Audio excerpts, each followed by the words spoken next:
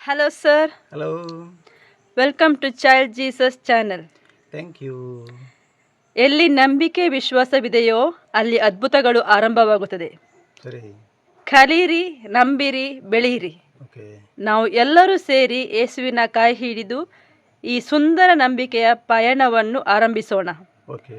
ಒಟ್ಟಾಗಿ ನಂಬಿಕೆಯ ಅರ್ಥವನ್ನು ತಿಳಿದು ಪ್ರೀತಿಯಿಂದ ಬದುಕಿ ಆನಂದದಿಂದ ಹಂಚಿಕೊಳ್ಳೋಣ.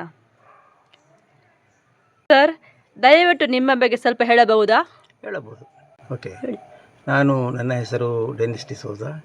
ನಾನೀಗ ಕೂವೆ ಅಂಚೆ ಕಚೇರಿಯಲ್ಲಿ ಶಾಖಾ ಅಂಚೆ ಪಾಲಕರಾಗಿ ಸೇವೆಯಲ್ಲಿ ನಿರತರಾಗಿರುತ್ತೇನೆ. ನನಗೆ 3 ಜನ ಮಕ್ಕಳು. ಹೀಗೆ ನನ್ನ ಸಂಸಾರ ಚೆನ್ನಾಗಿ ನಡೀತಾ ಇದೆ.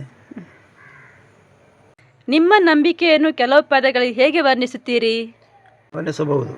ಏಕೆಂದರೆ ನಾವು ಕ್ರೈಸ್ತ ಕುಟುಂಬದಲ್ಲಿ ಹುಟ್ಟಿ ಬದುಕಿದವರು.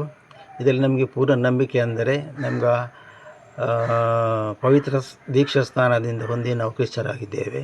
ಅಲ್ಲಿಂದ ನಮ್ಮ ತಂದೆ ತಾಯಿಗಳ ಪ್ರೋತ್ಸಾಹ, ಅವರು ಕಲಿಸಿದಂಥ ನಮಗೆ ಮಾರ್ಗದರ್ಶನದಲ್ಲಿ ನಾವು ಮುಂದುವರಿದು ಇದುವರೆಗೆ ಇದ್ದೇವೆ.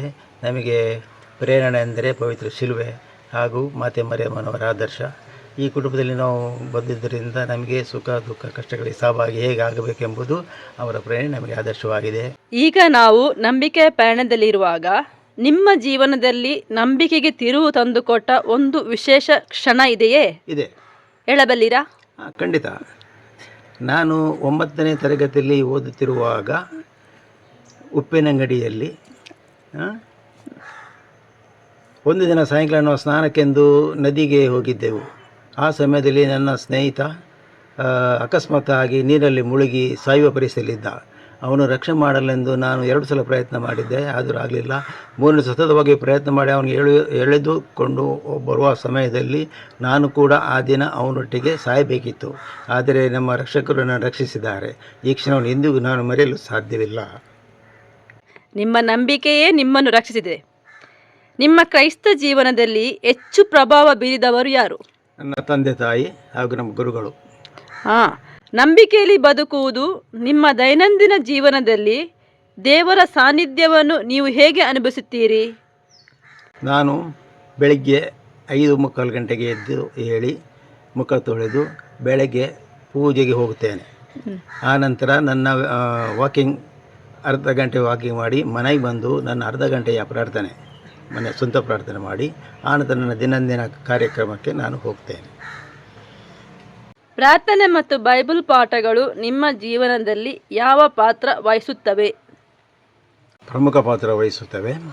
ಸಂತ ಫ್ರಾನ್ಸಿಸ್ ಅಸಿಸಿ ಅವರು ಹೇಳಿದಂತೆ, ಬೈಬಲ್ ಇಲ್ಲದೆ ಜೀವನವಿಲ್ಲ, ಜೀವನ ಎಂದರೆ ಬೈಬಲ್. ಈ ರೀತಿಯಾಗಿ ನಾವು ನಡೆದುಕೊಂಡಲ್ಲಿ ನಮ್ಮ ಜೀವನ ಪರಿಪೂರ್ಣವಾಗುತ್ತದೆ ಹಾಗೂ ಪ್ರಾರ್ಥನಾ ಶಕ್ತಿಯು ಅತಿ ಅಗತ್ಯವಾಗಿದೆ. ನಂಬಿಕೆಯಲ್ಲಿ ಬಂದ ಅನುಮಾನಗಳು ಅಥವಾ ಸವಾಲುಗಳನ್ನು ನೀವು ಹೇಗೆ ಎದುರಿಸುತ್ತೀರಿ? ಅನುಮಾನಗಳು ಬರುತ್ತವೆ. ಈ ಪ್ರಾಪಂಚಿಕ ವಿಷಯದಲ್ಲಿ ನಮ್ಮ ತುಂಬ ತೊಂದರೆಗಳು, ಅನುಮಾನಗಳು ಬಂದೇ ಬರುತ್ತವೆ. ಆದರೆ ನಾವು ನಮ್ಮ ನಂಬಿಕೆಯ ವಿಶ್ವಾಸ ಅಂದರೆ ಪ್ರಭು ಯೇಸು ಕ್ರಿಸ್ತರು. ಅವರನ್ನು ನಂಬಿ ಬಾಳಿದಲ್ಲಿ ಅವರ ಆತ್ಮರಿಂದ ನಮ್ಮನ್ನು ತುಂಬಿ ನಮ್ಮನ್ನು ಬಲಗೊಳಿಸುತ್ತಾರೆ ಹಾಗೂ ನಮ್ಮ ಮುಂದೆ ಹೋಗಲು ನಮಗೆ ಬೇಕಾದ ಜ್ಞಾನ ಬುದ್ಧಿಯನ್ನು ಅವರು ಕೊಡುತ್ತಾರೆ. ಇದರಿಂದಾಗಿ ನಮ್ಮ ಜೀವನ ಸುಗಮವಾಗಿ ಸಾಗಲು ಸಾಧ್ಯ. ಇತರರೊಂದಿಗೆ ನಿಮ್ಮ ನಂಬಿಕೆಯನ್ನು ನೀವು ಹೇಗೆ ಹಂಚಿಕೊಳ್ಳುತ್ತೀರಿ? ಪ್ರೀತಿ, ಸೌಹಾರ್ದ, ತಾಳ್ಮೆಯಿಂದ ಹಂಚಿಕೊಳ್ಳುತ್ತೇವೆ. ಪ್ರಥಮವಾಗಿ ನಗುಮುಖದಿಂದ ಅವರನ್ನು ಸ್ವಾಗತಿಸಿ ಒಳ್ಳೆಯ ರೀತಿಯಲ್ಲಿ ಶಾಂತಿ ಸಮಾಧಾನದಿಂದ ಮಾತನಾಡುವಾಗ ಅವರೆಲ್ಲರೂ ನಾವು ಸಮಾಧಾನದಿಂದ ಮಾತಾಡಲು ಮುಂದೆ ಹೋಗಲು ಸಾಧ್ಯವಾಗ್ತದೆ. ಚರ್ಚಿನ ಚಟುವಟಿಕೆಗಳಲ್ಲಿ ನೀವು ಹೇಗೆ ಭಾಗವಹಿಸುತ್ತೀರಾ? ನಾವು ಸಂಪೂರ್ಣವಾಗಿ ಭಾಗವಹಿಸುತ್ತೇವೆ. ಕಾರಣ ನಾವು ಚಿಕ್ಕಂದಿನಿಂದಲೂ ಪೀಠ ಸೇವೆ ಹಾಗೂ ಪೀಠ ಅಲಂಕಾರ ಹಾಗೂ ಪೂಜೆಗೆ ಸಿದ್ಧಪಡಿಸುವುದು ಇದೆಲ್ಲ ನನ್ನದು ಮೊದಲಿನಿಂದಲೂ ಬಂದ ನನ್ನ ಹವ್ಯಾಸ. ಆದ್ದರಿಂದ ನನಗೆ ಅದು ತುಂಬ ಪ್ರೀತಿ, ಆ ಕೆಲಸ ಮಾಡಲು ತುಂಬ ಪ್ರೀತಿ ಹಾಗೂ ತುಂಬ ಸಂತೋಷ ಕೂಡ ಆಗುತ್ತದೆ. ಸೇವೆಯಲ್ಲಿ ತೊಡಗಿಕೊಂಡಾಗ ದೇವರ ಕೈ ಹಿಡಿದ ಅನುಭವ ನಿಮಗೆ ಬಂದಿದೆಯೇ? ಖಂಡಿತ ಬಂದಿದೆ. ಹೇಳಿ.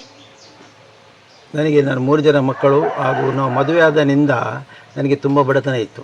ಈ ಬಡತನವನ್ನು ನಿವಾರಿಸಿದ್ದು ಪ್ರಭು ಯೇಸುವೆ. ಪ್ರತಿಯೊಂದು ನನಗೆ ಕೆಲಸ ಕಾರ್ಯಗಳಲ್ಲಿ ಆಗಲಿ ಪ್ರತಿಯೊಂದರಲ್ಲಿ ಅವರ ಆಧಾರ ಸ್ತಂಭ ಇದ್ದು ನನ್ನ ಮಕ್ಕಳಿಗೆ ನಾನು ಆಲೋಚನೆ ಮಾಡೋದಕ್ಕಿಂತ ಚೆನ್ನಾಗಿ ದೇವರು ಕರುಣಿಸಿದ್ದಾರೆ. ಎಲ್ಲ 3 ಮಕ್ಕಳು ಒಳ್ಳೆಯ ರೀತಿಯಲ್ಲಿ ಸೆಟ್ಲ್ ಆಗಿದ್ದಾರೆ. ಇದು ನಮಗೆ ತುಂಬ ದೇವರು ಕೊಟ್ಟ ನನ್ನ ಭಾಗ್ಯ.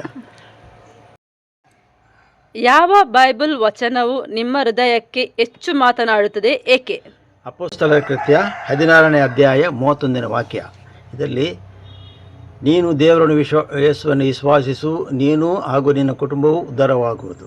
2ನೇ ವಾಕ್ಯ ಇಸಾಯ ಪ್ರವಾದಿಯ ಅಧ್ಯಾಯದಲ್ಲಿ 41ನೇ ಅಧ್ಯಾಯ 10ನೇ ವಾಕ್ಯ. ಭಯಪಡಬೇಡ, ನಾನು ಸದಾ ನಿಮ್ಮೊಂದಿಗಿದ್ದೇನೆ. ಈ ವಾಕ್ಯಗಳು ನನಗೆ ಸದಾ ಪ್ರೇರಿತವಾಗಿವೆ. ಕೊನೆಯ ಪ್ರಶ್ನೆ, ಇಂದಿನ ಯುವಜನತೆಗೆ ಅಥವಾ ಇತರರಿಗೆ ಕ್ರೈಸ್ತ ಜೀವನ ಕುರಿತು ನೀವು ಯಾವ ಸಂದೇಶವನ್ನು ಹಂಚಿಕೊಳ್ಳಲು ಬಯಸುತ್ತೀರಿ? ಯುವಜನರೇ, ನೀವು ಚೆನ್ನಾಗಿ ಓದಿ ಮುಂದೆ ಬಂದು ಅತಿ ಎತ್ತರಕ್ಕೆ ಹೋಗಿ ಒಳ್ಳೆಯ ವಿದ್ಯಾಭ್ಯಾಸ ಕಲಿತು ಒಳ್ಳೆಯ ಕೆಲಸಕ್ಕೆ ಸೇರಿ ಹಣ ಸಂಪಾದನೆ ಮಾಡಿ ಎಲ್ಲ ಕುಟುಂಬ ನೀವು ಜೀವನ ನಡೆಸಬಹುದು. ಆದರೆ ಅದರಲ್ಲಿ ಪ್ರಮುಖವಾಗಿ ನಿಮ್ಮ ದೇವರನ್ನು ಮಾತ್ರ ಮರೆಯಬೇಡಿ. ಪ್ರಾರ್ಥನೆ, ಬೈಬಲ್ ವಾಕ್ಯಕ್ಕೆ ಆದ್ಯತೆ ಕೊಡಿ. ಸರ್, ನಿಮ್ಮ ಮಾತುಗಳು ಅನೇಕರಿಗೆ ಪ್ರೇರಣೆಯಾಗಲಿ, ಅವರ ಜೀವನದಲ್ಲಿ ನಂಬಿಕೆಯ ಬೆಳಕು ಹರಡಲಿ. ಈ ಸಂದರ್ಶನದಲ್ಲಿ ತಮ್ಮ ಅನುಭವವನ್ನು ಹಂಚಿಕೊಂಡಿದ್ದಕ್ಕಾಗಿ ಧನ್ಯವಾದಗಳು. Thank you.